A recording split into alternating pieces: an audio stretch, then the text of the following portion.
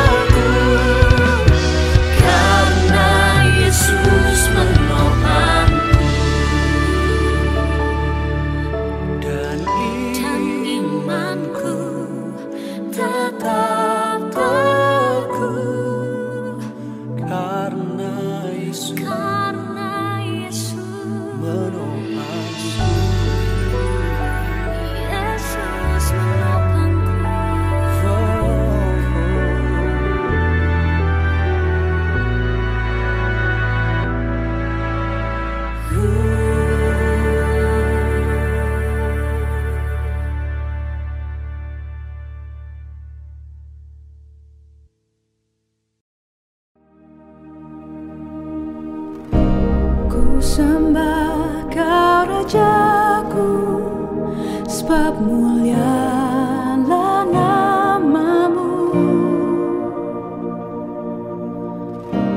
Ku sembah Kau Tuhanku, sebab kasih-Mu bagiku.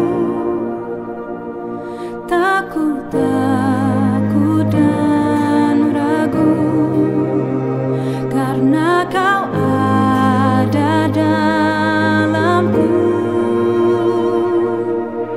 Kan ku nyatakan kebesaran-Mu, ku saksikan di setiap nafasku. Perbuatan-Mu ajaib bagiku, Yesus penyelamatku.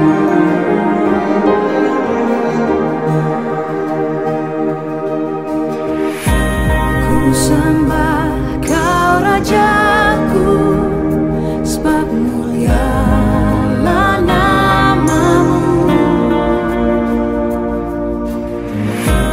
Ku sembah Kau Tuhanku, sebab kasih-Mu bagiku.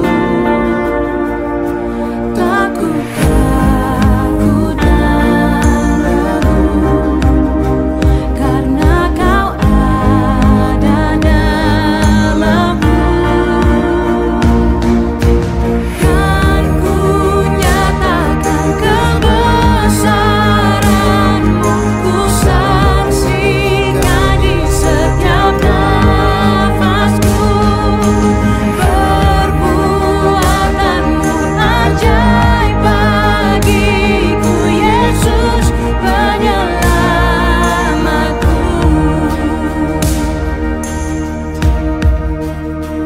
Biar alam raya seisi semesta bertelut memandang-Mu.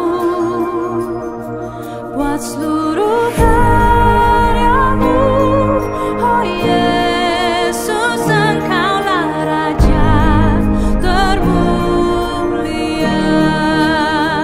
Biar alam raya seisi semesta bertelut memandang-Mu.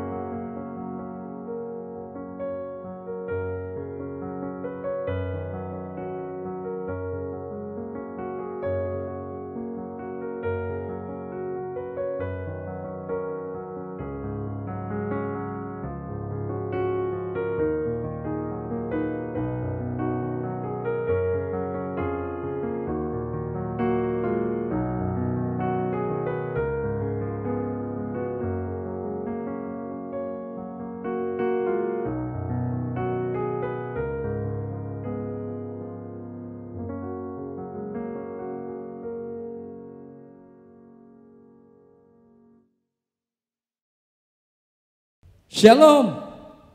Bapak Ibu yang dikasihi oleh Tuhan, sungguh kita bersyukur kita diberi kesempatan untuk menyembah Tuhan, untuk memuji Tuhan, dan untuk mendengarkan kebenaran firman-Nya. Dan pada saat ini kita siapkan hati kita. Kita mau mulai ibadah kita pada pagi ini atas nama Allah Bapa, Allah Anak, Allah Roh Kudus. Haleluya. Amin.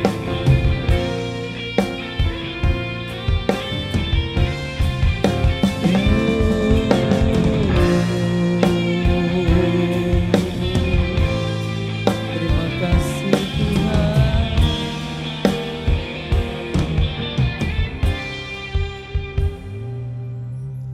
Yesus, kemuliaan-Mu pulihkan hatiku. Yesus, kemuliaan-Mu berkati hidupku. Yesus, kemuliaan-Mu pulihkan hatiku. Yesus, kemuliaan-Mu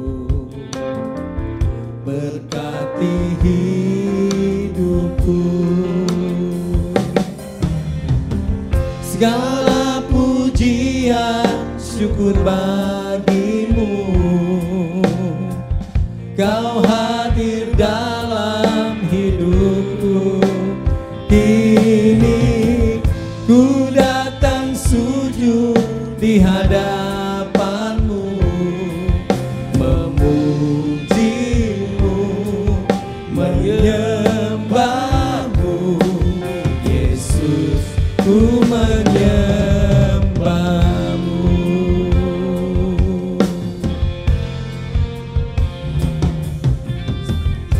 Yesus, kemuliaan-Mu pulihkan hatiku. Yesus, kemuliaan-Mu berkati hidupku.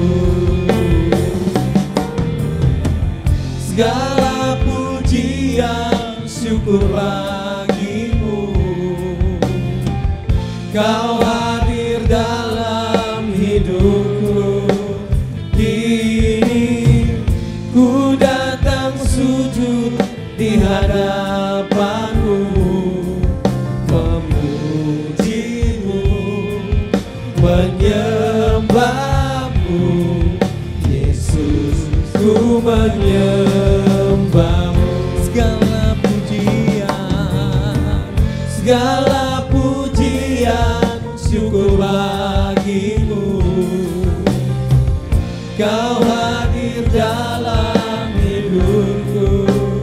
Kini ku datang sujud di hadapan-Mu, memuji-Mu, menyembah-Mu. Yesus, ku menyembah-Mu. Segala pujian, segala pujian syukur bagi-Mu, Kau hadir dalam hidupku. Kini ku datang sujud di hadapan-Mu, memuji-Mu, menyembah-Mu. Yesus, ku menyembah-Mu, memuji-Mu, menyembah-Mu. Yesus, ku menyembah-Mu, memuji-Mu,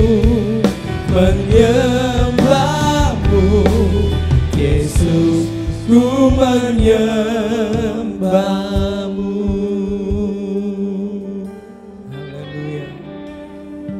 Terima kasih Tuhan. Saya persilakan Evangelis Emso untuk berdoa pembukaan.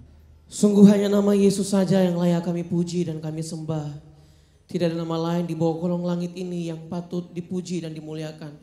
Hanya nama Yesus satu-satunya pribadi yang berdaulat atas kehidupan ini. Terima kasih Tuhan, terima kasih. Kami sungguh bersyukur karena kami mengenal-Mu secara pribadi sebagai Tuhan dan Juru Selamat kami. Saat ini Bapa, kami percaya Engkau hadir bersama-sama dengan kami dalam ibadah ini. Berkatilah ibadah ini Tuhan dari awal hingga akhir. Dalam nama Yesus kami berdoa dan bersyukur. Haleluya. Amin. Amin. Bapak Ibu silakan kita sama-sama berdiri. Kita akan mengikrarkan pengakuan iman rasuli. Pengakuan iman rasuli. Aku percaya kepada Allah, Bapa yang Maha Kuasa, Khalik langit dan bumi, dan kepada Yesus Kristus anaknya yang tunggal Tuhan kita, yang dikandung dari Roh Kudus, lahir dari anak darah Maria, yang menderita sengsara di bawah perintahan Pontius Pilatus, disalibkan, mati dan dikuburkan, turun ke dalam kerajaan maut, pada hari yang ketiga bangkit pula dari antara orang mati, naik ke surga, duduk di sebelah kanan Allah, Bapa yang Maha Kuasa, dan dari sana Ia akan datang untuk menghakimi orang yang hidup dan yang mati. Aku percaya kepada Roh Kudus, gereja yang kudus dan am, persekutuan orang kudus, pengampunan dosa, kebangkitan tubuh, dan hidup yang kekal. Amin. Bapak Ibu, kita masih tetap diri. Kita akan menaikkan pujian kecap dan lihat. Karena Allah kita Allah yang baik. Amin. Amin. Haleluya. Amin. Mari kita sama-sama katakan. Kecaplah dan lihatlah betapa baiknya Tuhan itu.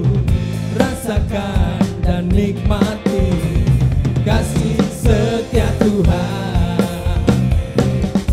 Kecaplah dan lihatlah betapa baiknya Tuhan itu. Rasakan dan nikmati kasih setia Tuhan. Kasih setia Tuhan.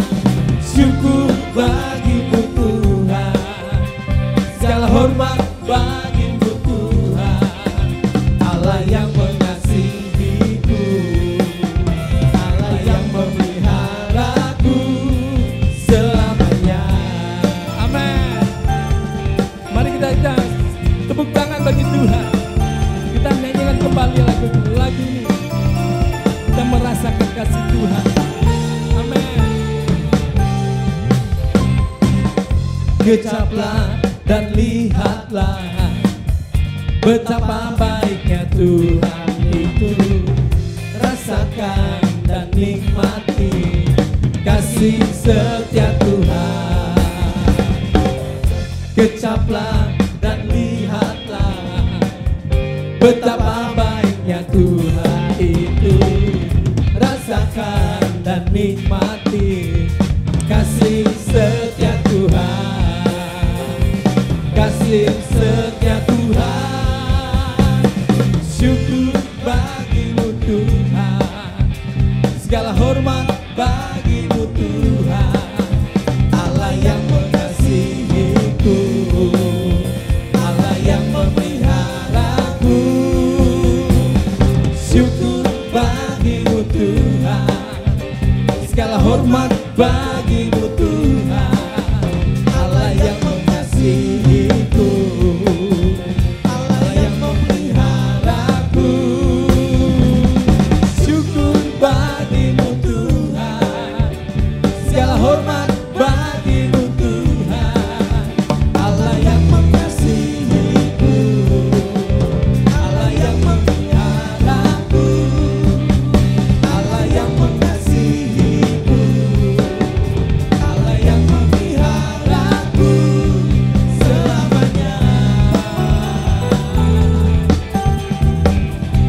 Mari kita beri kemuliaan bagi Tuhan. Haleluya. Haleluya.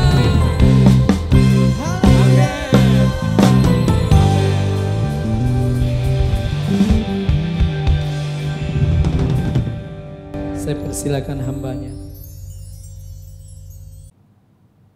Shalom, selamat pagi Bapak, Ibu, dan saudara-saudara yang Tuhan Yesus kasihi. Mari kita berdoa. Bapa di surga, pagi ini kami berkumpul di sini karena kami ingin disapa oleh Bapa. Telinga dan hati kami sudah siap. Bicaralah kepada kami dalam nama Tuhan Yesus. Amin. Firman Tuhan yang diberikan untuk kita pada pagi ini ialah dari Injil Matius pasal 6 ayat 25 sampai 34, dan saya membacakan dari terjemahan bahasa Indonesia masa kini. Tuhan Yesus bicara kepada orang banyak. Sebab itu, ingatlah, janganlah khawatir tentang hidupmu, yaitu apa yang akan kalian makan dan minum, atau apa yang akan kalian pakai. Bukankah hidup lebih dari makanan dan badan lebih dari pakaian? Lihatlah burung di udara. Mereka tidak menanam, tidak menuai, dan tidak juga mengumpulkan hasil tanamannya di dalam lumbung. Meskipun begitu, Bapakmu yang di surga memelihara mereka. Bukankah kalian jauh lebih berharga daripada burung? Siapakah dari kalian yang dengan kekhawatirannya dapat memperpanjang umurnya biarpun sedikit? Mengapa kalian khawatir tentang pakaianmu? Perhatikanlah bunga-bunga bakung yang tumbuh di padang. Bunga-bunga itu tidak bekerja dan tidak menenun. Tetapi Raja Salomo yang begitu kaya pun tidak memakai pakaian yang sebagus bunga-bunga itu. Rumput di padang tumbuh hari ini dan besok dibakar habis. Namun Allah mendandani rumput itu begitu bagus. Apalagi kalian. Tetapi kalian kurang percaya. Janganlah khawatir dan berkata, apa yang akan kita makan? Atau apa yang akan kita minum? Atau apa yang akan kita pakai?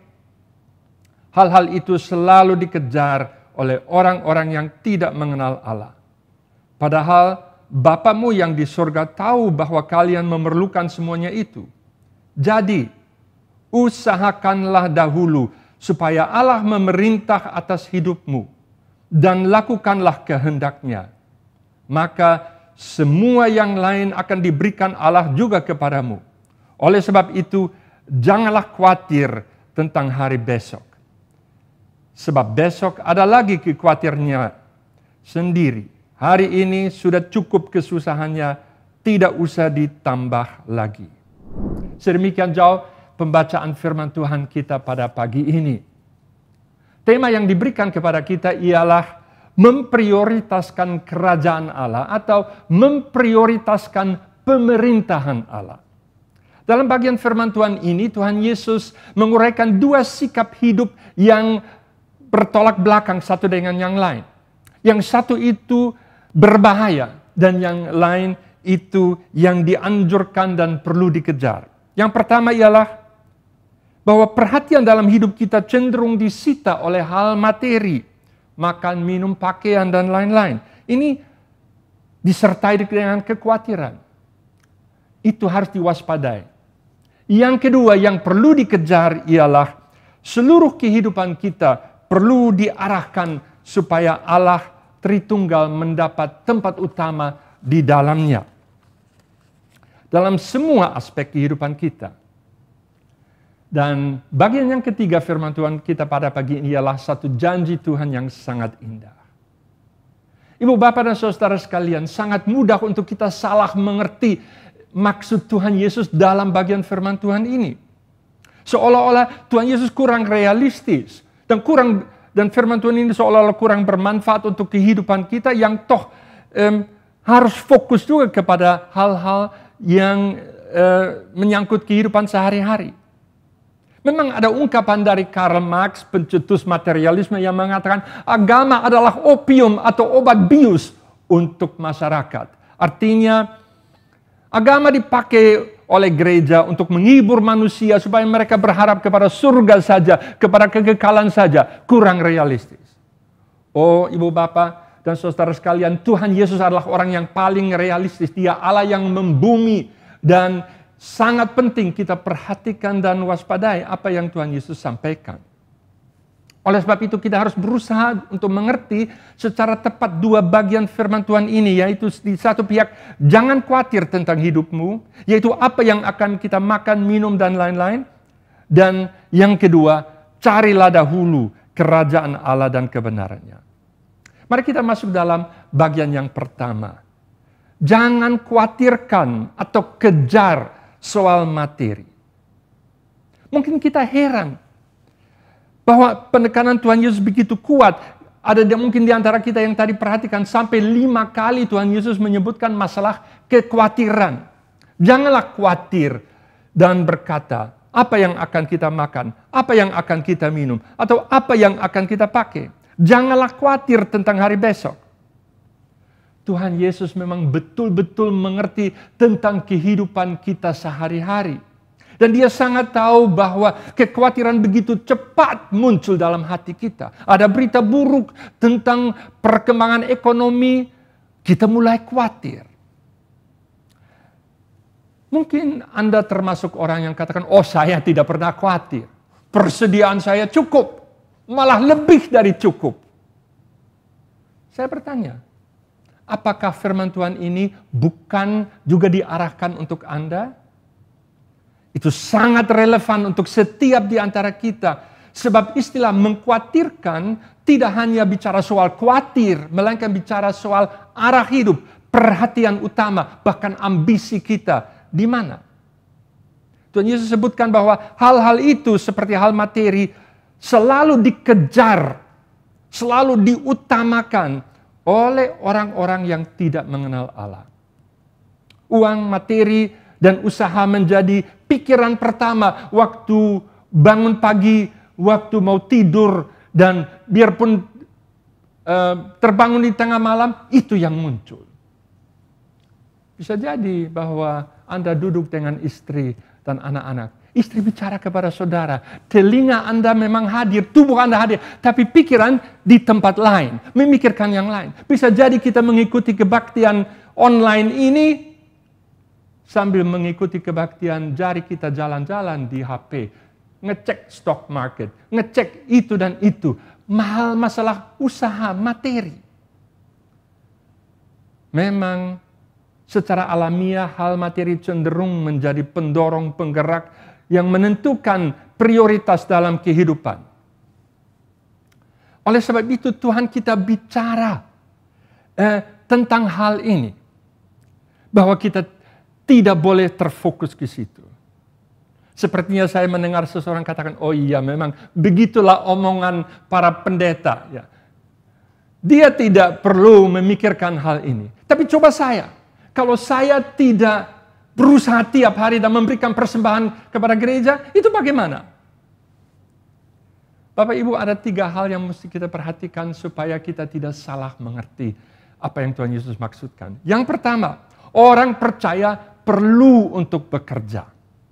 Orang yang berkenan kepada Tuhan tidak bisa saja duduk di kursi malas dan menunggu, seperti Martin Luther pernah katakan, menunggu itu bebek panggang sudah langsung masuk, siap dimakan dalam mulut kita. Tidak. Kita harus bekerja. Rasul Paulus pernah mengatakan orang yang tidak mau bekerja tidak boleh makan. Perhatikan, yang tidak mau bekerja, bukan yang tidak bisa bekerja. Sehingga pemeliharaan Tuhan tidak berarti kita boleh bermalas-malas. Tidak. Burung-burung itu juga mencari makanan. Yang kedua, orang percaya tidak lepas dari tanggung jawab terhadap orang lain. Memang Tuhan berjanji bahwa kita tidak perlu khawatir, persediaannya cukup. Tapi bagaimana dengan orang yang kelaparan? Bagaimana dengan orang yang kurang pakaian? Bagaimana firman Tuhan itu untuk situasi seperti ini? Memang persediaan Tuhan di udara, di laut, dan di darat cukup, lebih daripada cukup. Lalu masalahnya di mana? Masalahnya adalah bahwa manusia rakus, menimbun, menumpukan, menghamburkan persediaan Tuhan dan tidak mau berbagi dengan mereka yang membutuhkan. Di ayat ini Tuhan mengingatkan kita bahwa kita harus berbagi dengan orang yang memang berkebutuhan, karena Tuhan memberikan cukup, bahkan lebih dari cukup kepada kita. Dengan kata lain, perintah Tuhan, janganlah khawatir tentang hidupmu, tidak membebaskan kita dari tanggung jawab terhadap orang lain. Yang ketiga, salah paham yang harus kita hindari. Janji Tuhan akan pemeliharaannya tidak berarti bahwa anak-anak Tuhan akan bebas dari segala kekurangan, dari segala permasalahan. Tidak. Benar, Tuhan Yesus melarang kita untuk khawatir.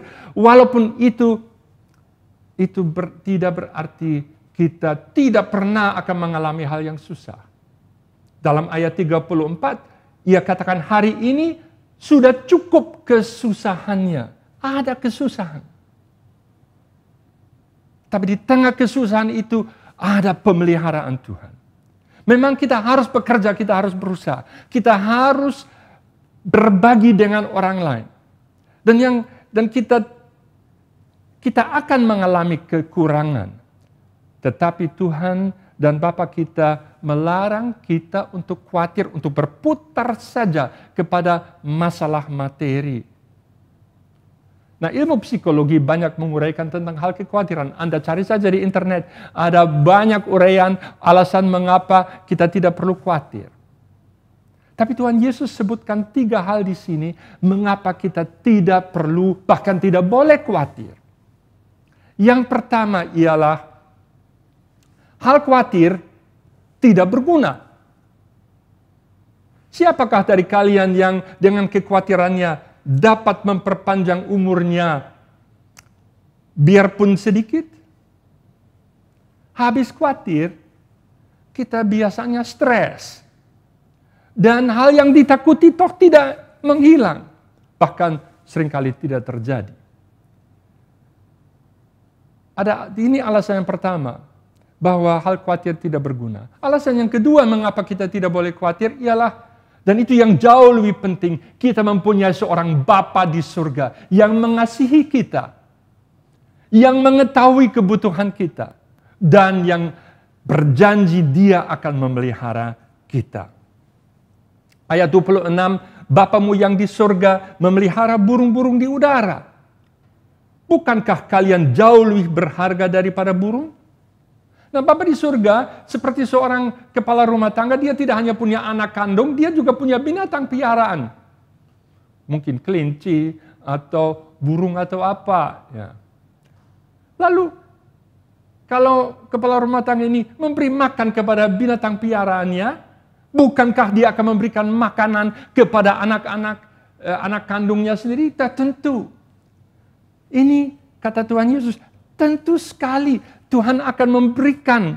Dia pelihara burung, dia pelihara binatang luar, binatang liar di padang. Dia pasti tidak melupakan kalian. Ditambah lagi dalam ayat 32, yaitu Bapamu yang di surga tahu bahwa kalian memerlukan semuanya itu. Dia tahu. Apalagi Tuhan Yesus hidup 33 tahun di bumi ini. Dia tahu sekali. Oh, sangat perlu Bapak, Ibu, dan Saudara sekalian untuk kita semakin mengenal Bapa kita. Mendalami siapa Dia. Sifat-sifatnya. Tidak cukup hanya mendengar khotbah pada hari Minggu saja. Kita harus mengambil waktu untuk mempelajari siapa Bapa kita. Karena alasan yang ketiga, mengapa kita tidak boleh khawatir ialah orang yang berputar kepada masalah materi saja, itu ciri orang yang tidak mengenal Allah. Demikianlah apa yang dikatakan Tuhan Yesus ayat 32. Hal-hal itu selalu dikejar oleh orang-orang yang tidak mengenal Allah. Orang yang siang malam hanya mengurus tokonya, perusahaannya, pekerjaannya, dan tidak punya waktu untuk sesama, tidak punya waktu untuk jiwanya, tidak punya waktu untuk Tuhan. Itu orang sama dengan orang yang tidak mengenal Allah. Tidak tahu Allah, beragama, mungkin mengaku Kristen, tapi tidak mengenal Allah. Tidak tahu ada Bapa di surga yang memperhatikan dan memelihara anak-anaknya. Maka ibu bapa dan saudaraku yang kekasih, kalau ada kesusahan, kalau kita ditimpa kesulitan dan kekurangan, kalau kita dengar berita buruk tentang forecast,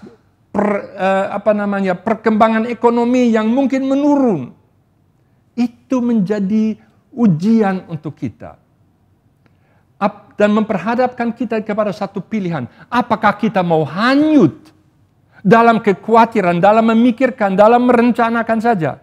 Atau kita pertama berpaling kepada Bapa yang sudah berjanji dan beritahu bahwa dia tahu dan dia pasti akan pelihara. Dia bisa memberikan jalan, dia dapat memberikan ide, dia akan memberikan kelegaan dalam hati kita. Sekarang kita sudah siap untuk masuk dalam bagian kedua dari firman Tuhan ini. Itu bagian inti. Dan itu saya mau katakan, itu obat anti khawatir yang paling mujarab. Obat anti khawatir yang paling menolong kita. Yaitu bagian kedua, usahakanlah dahulu supaya Allah memerintah dalam hidupmu dan lakukanlah kehendaknya. Itu dalam ayat 33.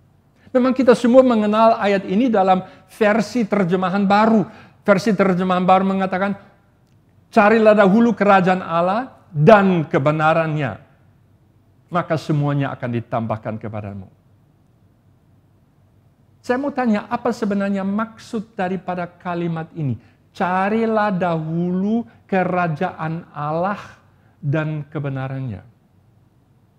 Kerajaan Allah itu apa? Apa yang Anda bayangkan pada saat Anda mendengar ungkapan ini, kerajaan Allah? Apakah Allah yang bertakhta di kerajaan surga? Atau kedatangan Tuhan Yesus yang kedua kalinya, di mana semua manusia akan sadar bahwa dialah benar-benar Raja yang berdaulat? Apakah itu yang Tuhan Yesus maksudkan? Atau kerajaan Allah, apakah itu pekerjaan Tuhan? Ada dua hal yang perlu kita pahami di sini. Yang pertama, kerajaan Allah itu sama dengan kerajaan surga. Tuhan Yesus sering kali juga bicara tentang kerajaan surga. Maksudnya bukan kerajaan di surga, melainkan kerajaan surga artinya kerajaan Allah. Karena orang Yahudi pada waktu itu segan untuk mengucapkan nama Tuhan. Mereka menggantikan Tuhan dengan surga. Sehingga surga sebenarnya maksudnya Tuhan. Yang kedua, kerajaan Allah sebenarnya bukan tempat. Bukan wilayah tertentu. Melainkan kerajaan Allah berarti kerajaan Allah. Yaitu otoritas, kekuasaan untuk memerintah. Mungkin lebih tepat dan lebih menolong kita untuk memahami maksudnya. Kalau kita mengatakan itu pemerintahan Allah. Carilah dulu pemerintahan Allah. Siapa kepala pemerintahan ini? Yesus Kristus. Dialah Raja. Dalam pasal 5 dari Injil Matius, Tuhan Yesus sudah mengajarkan doa Bapa kami yang kita ucapkan setiap hari Minggu. Datanglah kerajaanmu. Apa artinya? Artinya adalah, Tuhan, saya mau supaya Engkau menjadi Raja dalam hidup saya, dalam keluarga saya, dalam perusahaan saya, dalam kota kita, di provinsi, di negara, bahkan di dunia ini, supaya Tuhan Yesus disembah sebagai Raja. Nah, ini yang pertama. Kerajaan Allah berarti pemerintahan Allah. Atau diterjemahkan, kalau Allah memerintah. Yang kedua, dalam bagian kedua ini, pemerintahan Allah melalui Tuhan Yesus membawa keindahan, membawa hal yang luar biasa indah dan baik. Ada beberapa ciri kalau Tuhan Yesus memerintah. Kalau Tuhan Yesus memerintah, maka kuasa iblis yang selalu menghancurkan akan dipatahkan dan Roh Kudus akan bekerja untuk menciptakan hidup yang baru. Kegelapan yang menakutkan diusir oleh terang yang membawa damai. Keputusasaan diusir oleh pengharapan dan bahkan kepastian akan keselamatan yang kekal. Penipuan tidak perlu lagi. Ada kekuatan untuk bisa jujur dan apa adanya, walaupun rugi. Tidak ada lagi kebohongan. Sekarang ada kekuatan untuk bisa bicara yang benar. Sikap sombong, angkuh, dan mudah tersinggung tidak perlu lagi. Sekarang bisa rendah hati dan minta ampun. Karena saya punya Bapa yang membela saya. Kebencian, sindiran, dan penghinaan diganti dengan pengampunan dan kasih yang tulus. Dan tuntutan untuk selalu harus dilayani saja semakin diganti dengan kesediaan untuk melayani, membantu, bahkan dalam hal yang kecil. Itu kalau Tuhan Yesus menjadi Raja dalam hidup kita. Akan terjadi satu transformasi ini. Maka itu membawa saya kepada yang berikut, yaitu hal mengundang Tuhan Yesus sebagai Raja hidupku. Transformasi yang indah ini yang kita rindukan, bahwa ketakutan diusir, kegelapan diganti dengan kepastian. Transformasi ini terjadi kalau kita menerima Tuhan Yesus Kristus dalam hidup kita. Apakah saudara sudah menerima Dia seperti itu? Mungkin saudara katakan, ya, saya sudah menerima Tuhan Yesus. Tetapi hal kekhawatiran itu tetap ada. Tetap saya sangat khawatir. Dan ternyata saya terus berputar kepada hal-hal yang tadi disebut, yang tadi Tuhan Yesus katakan harus kita waspadai. Saya boleh tanya, apakah saudara sudah mengundang Tuhan Yesus sebagai Raja? Sebagai Raja dalam tiap-tiap bidang kehidupan? Kalau tidak, kalau dia hanya sebagai juru selamat, tapi tidak sebagai Raja yang boleh mengatur, yang menentukan, maka pengalaman kita mungkin seperti yang pengalaman saya dengan teman sekolah. Setelah beberapa tahun di luar, saya kembali ke kampung halaman, dan saya bertemu dengan seorang teman sekolah SD. Waktu itu saya rindu untuk bersaksi kepada dia tentang Tuhan Yesus. Karena sudah lama tidak ketemu. Tapi saya baru saja mulai bicara tentang Yesus. Oh, maaf saja, tidak usah. Saya tanya kenapa? Oh, dia memang begini. Saya bertahun-tahun lamanya bekerja pada satu keluarga Kristen yang sangat taat. Tiap pagi di tempat kerja kami diajak berdoa dan mendengar firman Tuhan. Tapi habis renungan pagi itu,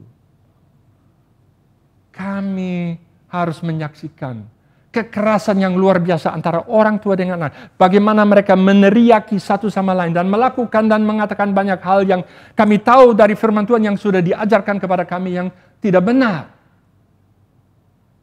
Maaf saja, saya tidak butuh agama semacam itu. Saudaraku, saat itu saya terdiam dan tidak dapat mengatakan apa-apa lagi. Kemungkinan keluarga itu menganggap mereka sudah mendahulukan kerajaan Allah karena tiap pagi dimulai dengan renungan pagi. Tetapi bukan itu yang dimaksudkan Tuhan Yesus. Tuhan Yesus maksudkan supaya dia menjadi Raja, supaya dia boleh memerintah dalam tiap-tiap bidang kehidupan. Terjemahan Bahasa Indonesia masa kini menerjemahkan, usahakanlah dahulu supaya Allah memerintah dalam hidupmu. Itu artinya cari kerajaan Allah. Supaya Allah memerintah dalam hidupmu dan itu harus diusahakan. Boleh saya tanya, kapan terakhir kali Bapak, Ibu, atau Saudara mengambil waktu khusus, berhenti dari segala kegiatan, duduk dengan tenang di hadapan Tuhan, dan mulai memeriksa kehidupan Anda bidang demi bidang. Sejauh mana Tuhan sungguh memerintah dan mengatur dalam bidang kehidupan saya itu? Dalam pikiran saya? Dalam keuangan saya? Dan apakah saudara setelah menyadari situasi yang sebenarnya yang tidak sesuai dengan apa yang Tuhan kehendaki, saudara membawa itu sebagai dosa kepada Tuhan dan mengakui? Dalam gereja, dalam kebaktian hari Minggu, kita sering diajak untuk mengaku dosa. Terus terang, mungkin sulit. Saat itu kita ingat. Tiba-tiba kita harus mengaku dosa. Apa? Oh, kita harus mengambil waktu sebelumnya untuk merenungkan. Sudah menjadi kebiasaan istri saya dan saya sendiri untuk inventarisasi semacam ini 2 kali setahun. Kalau tidak duduk seperti ini, maka sulit untuk kita betul-betul menjadikan Tuhan Yesus Raja atas tiap-tiap bidang kehidupan kita. Saya mau katakan Bapak dan Ibu dan Saudara, belum terlambat. Kita baru tanggal 10. Masih bisa ambil waktu untuk duduk inventarisasi tahun yang lalu. Pengalaman tahun yang lalu. Dan itu maksud sebenarnya dari istilah Sabat. Hari Sabat. Sabat dalam bahasa aslinya berarti berhenti, stop. Kita harus berhenti untuk mengambil waktu bersama Bapa untuk Dia boleh periksa hidup kita. Izinkan saya untuk melihat beberapa bidang kehidupan kita. Kita mulai dengan diri kita sendiri. Kalau Allah memerintah dalam kehidupan saya sendiri, bagaimana dengan alam pikiran saya? Firman Tuhan berkata bahwa mata kita adalah jendela untuk jiwa. Apa saja yang kita izinkan masuk lewat jendela ini ke dalam jiwa kita dan akan terus bekerja dan berbuah di situ. Bagaimana dengan pemakaian waktu yang ada pada saya? Bagaimana dengan keuangan, penggunaan keuangan saya? Apakah Tuhan Yesus yang mengatur? Beberapa waktu yang lalu banyak orang pakai gelang itu WWJD. What would Jesus do? Tiap kali kita diperhadapkan dengan pilihan, ya kita harus WWJD. What would Jesus? Apa kira-kira akan Tuhan Yesus lakukan dengan uang ini yang ada pada saya? Bagaimana dengan cara bertutur kata? Dengan emosi? Itu tentang kehidupan saya. Ada satu buku yang sangat bagus. Judulnya Menata Dunia Pribadi, Meniti Sukses Sejati. Kalau kita menata dunia pribadi dan jarang kita ambil waktu untuk itu, maka itu kita bisa meniti sukses. Yang kedua, bagaimana kalau Allah memerintah dalam keluarga kita? Boleh saya tanya, apakah pasangan saudara, apakah anak saudara merasa dihargai, merasa dihormati oleh Anda sebagai orang tua? Apakah Anda juga bisa melayani mereka dengan kasih yang tulus atau hanya terus menuntut dilayani oleh mereka? Tentu saja Bapak Ibu mau supaya anak-anak juga ikut Tuhan Yesus. Tapi itu hanya akan terjadi kalau anak-anak kita sendiri melihat bahwa kehidupan kita sebagai orang tua betul-betul diatur oleh Tuhan Yesus. Pernahkah anak-anak Bapak atau Ibu mendapatkan permintaan maaf dari saudara karena sudah bersalah kepada mereka? Pernahkah Bapak mengaku salah kepada istri dan meminta maaf atau hanya mengharapkan, oh ya istri saya memang seorang pemaaf? Oh saudara, kalau Tuhan Yesus memerintah dalam hidup kita, maka kita tidak sulit lagi untuk bisa juga merendahkan diri. Karena bukan saya yang harus besar, Dia yang besar, Dia yang raja. Apa artinya kalau Allah memerintah dalam perusahaan Anda? Itu berarti bos utama bukan lagi Anda sendiri, juga bukan orang tua atau pemegang saham, melainkan Tuhan yang menjadi CEO. Berarti kita akan jujur, kita tidak akan melanggar hukum, karena itu tidak diberkati Tuhan. Dan para karyawan akan merasakan apakah Allah memerintah dalam hidup kita. Mereka akan merasakan. Kita akan memberikan kepada mereka upah yang layak. Sehingga mereka dan keluarga mereka bisa tidak perlu khawatir. Kita usahakan kesejahteraan karyawan. Kalau di Eropa 2 abad yang lalu, orang Kristen adalah yang pertama yang memikirkan kesejahteraan para karyawan.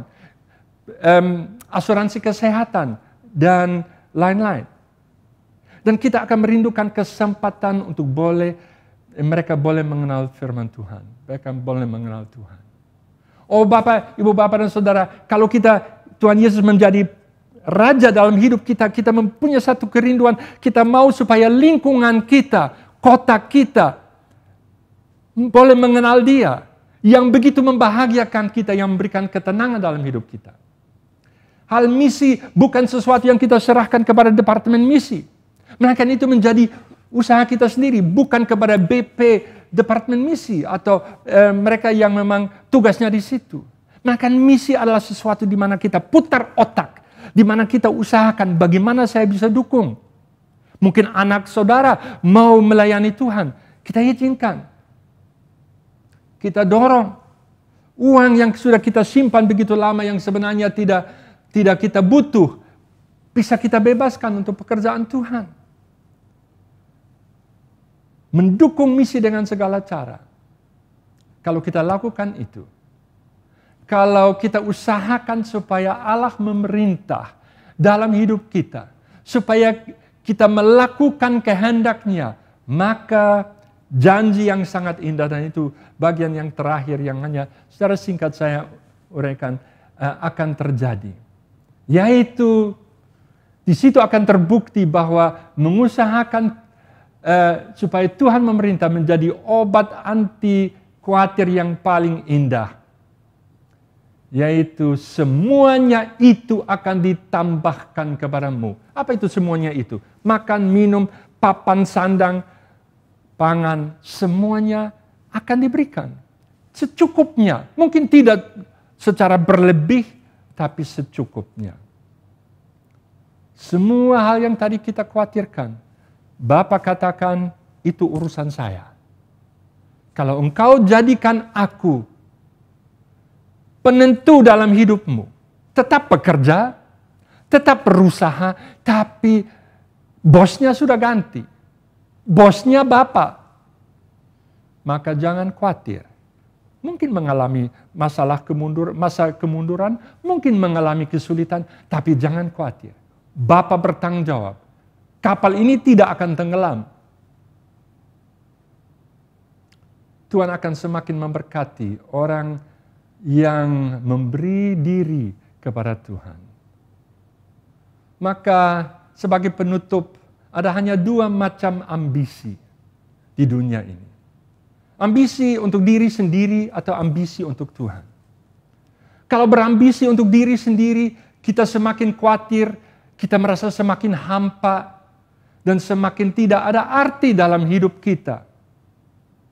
Kalau kita berambisi untuk Tuhan, maka akan ada akibat yang luas dan semakin bertambah luas. Dalam hidup kita, dalam keluarga kita, dalam perusahaan kita, dalam dunia ini. Dan akan membawa sukacita dan kita akan mengalami sukacita. Dan buah yang dihasilkan oleh kehidupan semacam ini akan tinggal tetap. Kiranya Tuhan Yesus menolong Bapak, Ibu, dan Saudara untuk mengambil langkah konkret, memikirkan bidang-bidang kehidupan kita, supaya kita serahkan satu persatu kepadanya, supaya Dia dapat mengaturnya dan menunjukkan kepada kita bagaimana kita harus hidup. Mari kita berdoa. Bapa di surga, kami mengucap syukur bahwa Engkau yang memberikan kepada kami pengarahan yang begitu berharga, supaya kami boleh berpaling dari hal yang sia-sia kepada hal yang benar kepada Engkau. Tuhan, kiranya Engkau menolong setiap ibu, bapa, dan saudara, juga setiap anak, untuk menyerahkan setiap bidang kehidupan kepada Engkau, supaya Engkau boleh mengaturnya, memimpinnya, dan memberkatinya. Dalam nama Tuhan Yesus kami berdoa. Amin. Tiba saatnya kita akan memberikan yang terbaik bagi Tuhan. Kita akan mempersiapkan persembahan kita maupun transfer uang kita.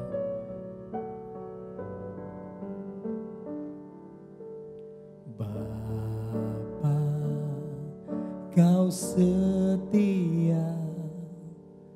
Bapa, Kau mulia. Tenanglah jiwaku, aman bersamamu. Lebih dari harta, Kaulah segalanya. Tenanglah jiwaku dalam hadirat-Mu. Kau tunjukkan kasih setiamu, Kau menyediakan yang ku perlu. Kau setia, Kau mulia, dulu, sekarang, dan selamanya. Kau tunjukkan kasih setiamu, Kau menyediakan yang ku perlu. Kau setia, Kau mulia, Bapa, Kau setia.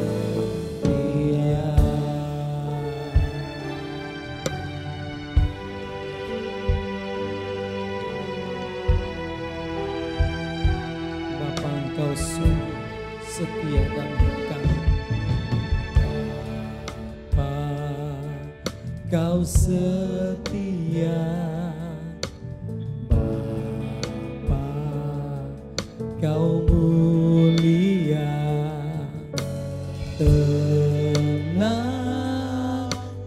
jiwaku, aman bersamamu.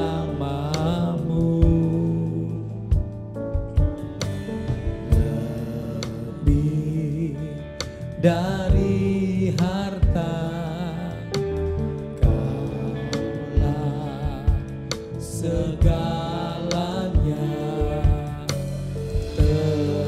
Tenanglah jiwaku dalam hadirat-Mu. Kau tunjukkan kasih setiamu, Kau menyediakan yang ku perlu.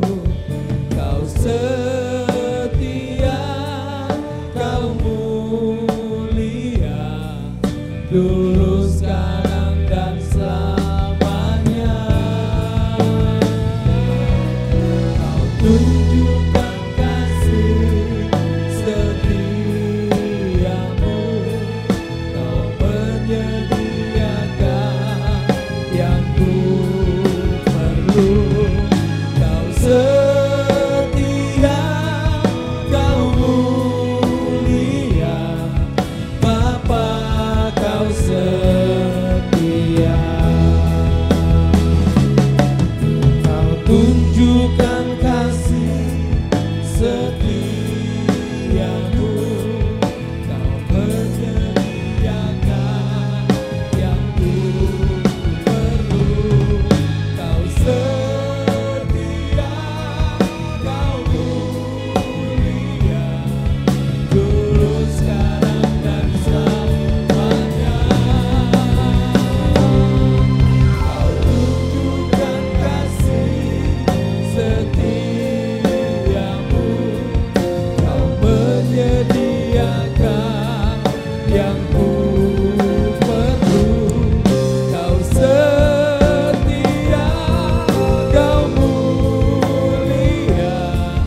Bapa kau setia, kau setia, kau mulia, kau setia, kau mulia, kau setia, kau mulia, Bapa kau setia.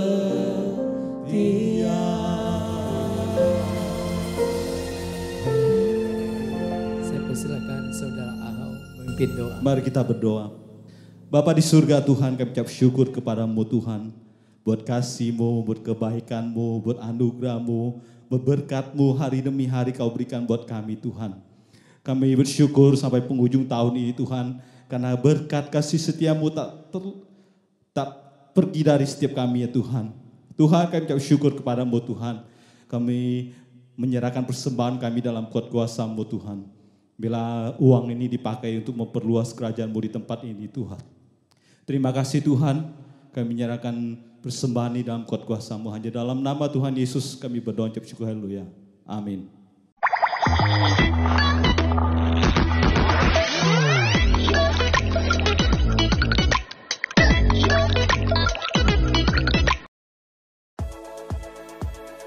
Shalom, kembali lagi bersama saya di Warta Minggu ini. Mari kita saksikan Warta Minggu ini.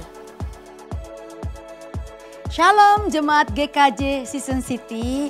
Di tengah-tengah kondisi yang sulit ini, kita tahu bersama bahwa di tahun 2021 kondisi bukan semakin baik. Ada masalah, ada pergumulan yang kita hadapi. Nah, kita membutuhkan rekan bisa saling support, saling mendoakan, saling membangun, saling menguatkan satu dengan yang lain.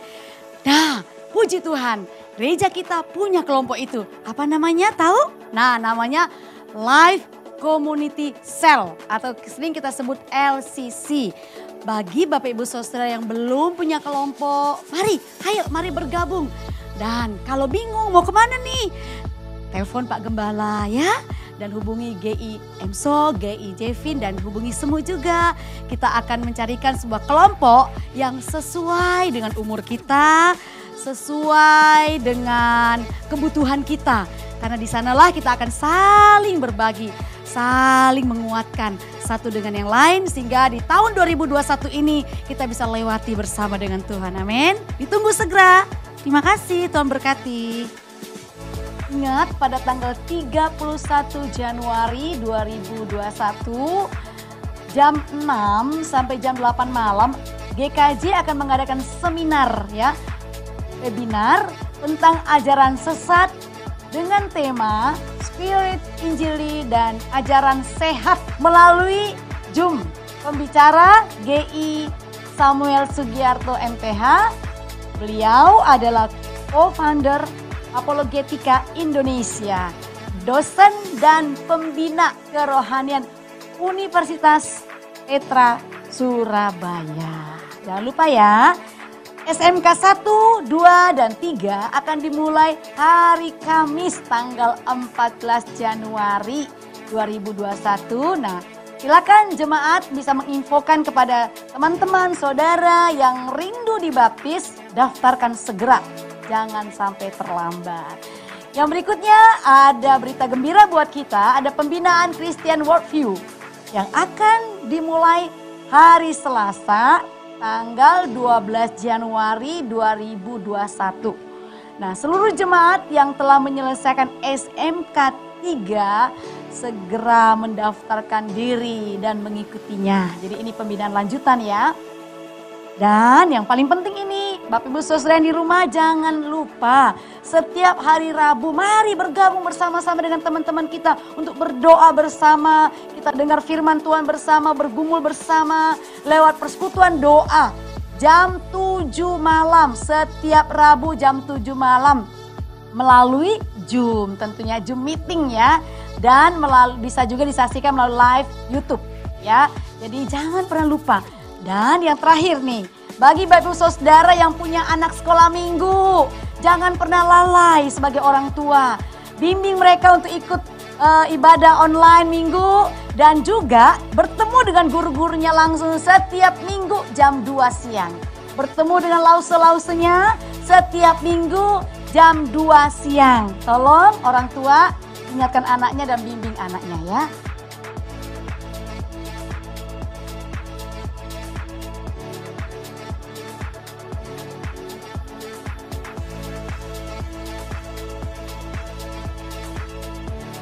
Sekian Warta Minggu ini, selamat hari Minggu, Tuhan Yesus memberkati.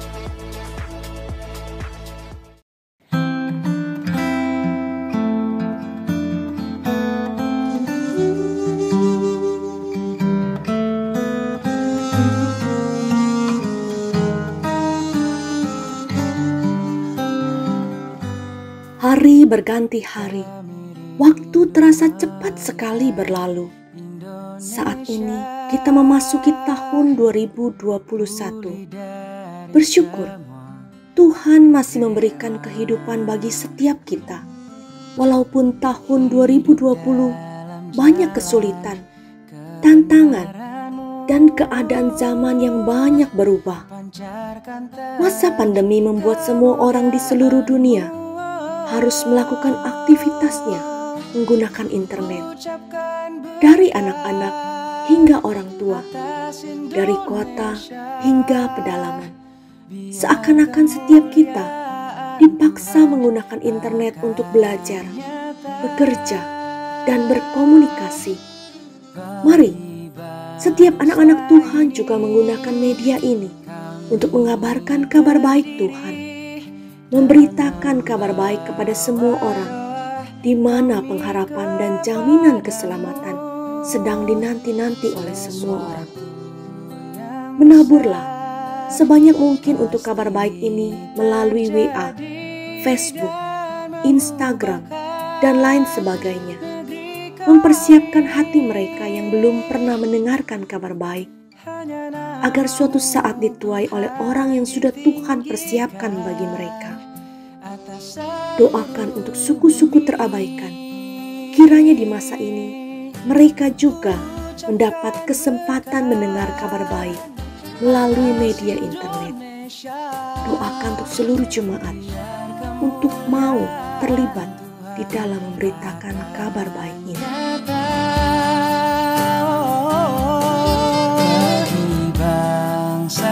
Mari Bapak Ibu kita berdoa agar di zaman yang serba internet ini boleh dipakai oleh seluruh jemaat untuk mengabarkan kabar baik Tuhan melalui media Facebook, Instagram, WA, dan lain-lain.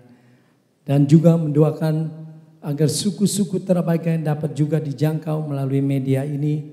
Mereka boleh mengerti kebenaran karena ada anak-anak Tuhan yang memberitakan dan menjelaskan kepada mereka melalui media sosial dan internet.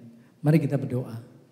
Bapa dalam surga, sungguh kami bersyukur ya Tuhan, yang ada pada kami alat elektronik yang ada Tuhan, sehingga yang barang tersedia kami dapat melakukannya Tuhan, untuk menjangkau jiwa-jiwa yang terabaikan ya Tuhan. Kami percaya Engkau juga memakai alat-alat ini Tuhan, untuk memberitakan Injil pada seluruh suku-suku yang terabaikan, sehingga mereka boleh mendengar kebenaran firman-Mu ya Tuhan. Sehingga mereka boleh mengenal dan percaya kepada Engkau Tuhan. Kami sungguh amat percaya kuasa-Mu boleh nyata dalam hidup kami maupun hidup mereka ya Tuhan. Kami berserah Tuhan, di nama Yesus kami berdoa syukur dan berdoa. Amin. Mari kita sama-sama akhiri ibadah pada pagi ini, kita nyanyi dosologi. Puji Allah Bapa Putra, puji Allah Roh Kudus, ketiganya yang esa, pohon selamat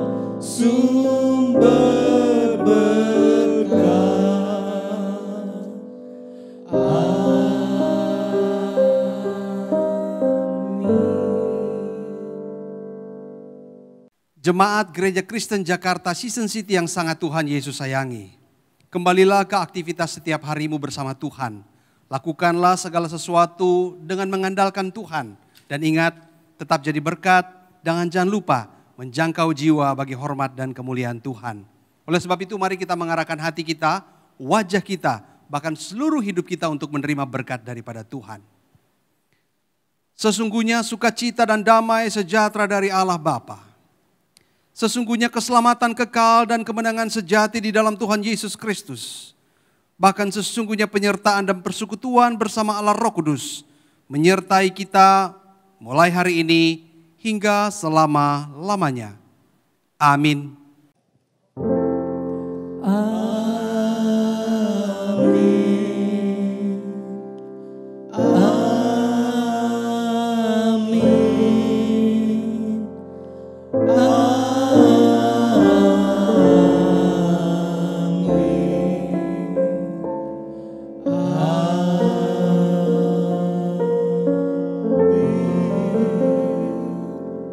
Kebaktian selesai, Tuhan Yesus memberkati. Amin.